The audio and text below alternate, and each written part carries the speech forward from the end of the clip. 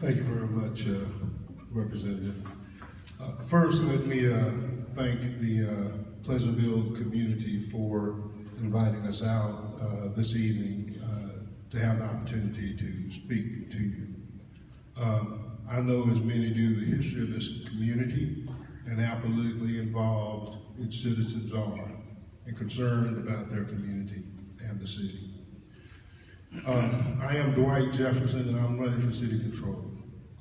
I am an attorney, and I'm a former state district judge. Most recently, I've served as the chairman of the Finance Audit Committee at Metro.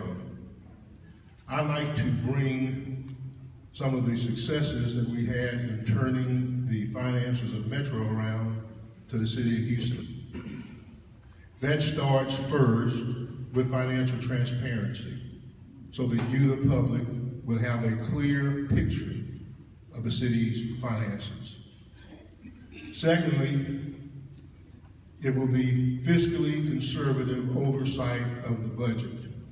That means no tricks, no gimmicks. You will know the true facts.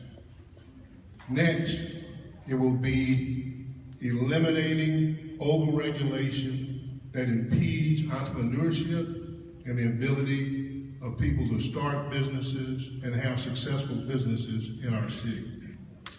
And fourth, it will be protecting taxpayer rights. And that's going to be by fighting against mandates from the state that places stresses upon the city and upon you, its taxpayers, to pay bills that are sent to us from Austin. I would appreciate your vote. Thank you very much.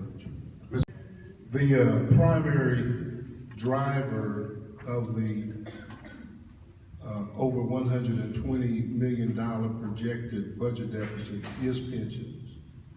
And that goes directly to my core principle of protecting taxpayer rights by fighting unfunded mandates. We must go to Austin and we must get relief and get more local control, or at the least, meet and confer, so that the pensions have to come to the city and sit down at the table with us. That has to be number one.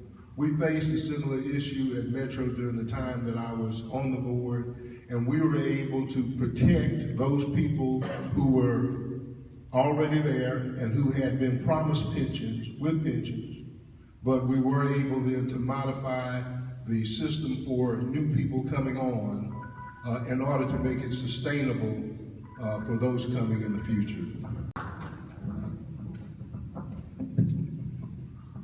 I think right as we look at it today, the number one fiscal issue facing the city is an impending budget deficit of about $126 million.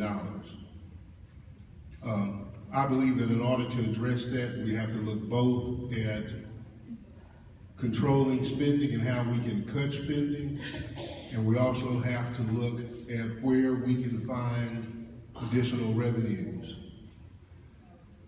The main and primary authority the controller has is the ability to be able to conduct audits. I will conduct an audit of Rebuild Houston, and we will find out exactly where the money is going and how it's been spent. I will conduct an audit of the TERSs so we can see how our tax dollars have been taken out of the communities and where the unelected boards being allowed to spend that money, and we will identify where it is. I will fight for you. Again, thank you all for having us out tonight. Number one, I am not a politician. My service over the past 30-odd years that I've lived in Houston has been service to the community. On the board of Goodwill Enterprises, on the board of Search Center, chairman of the board of the American Diabetes Association, on the board of the Downtown YMC and its outreach programs to youth, on the board of Metro, a volunteer position. I'm seeking the office of city controller not as a politician, but as a concerned citizen.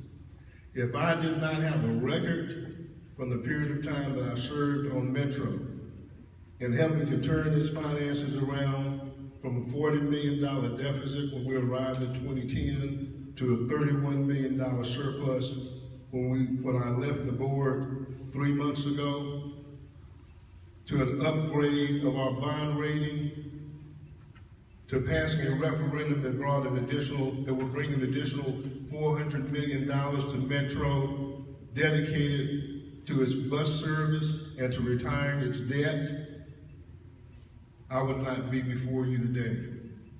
I'm asking to serve. I would appreciate that opportunity. And I've heard something here tonight that I didn't know. We have 2 members of this panel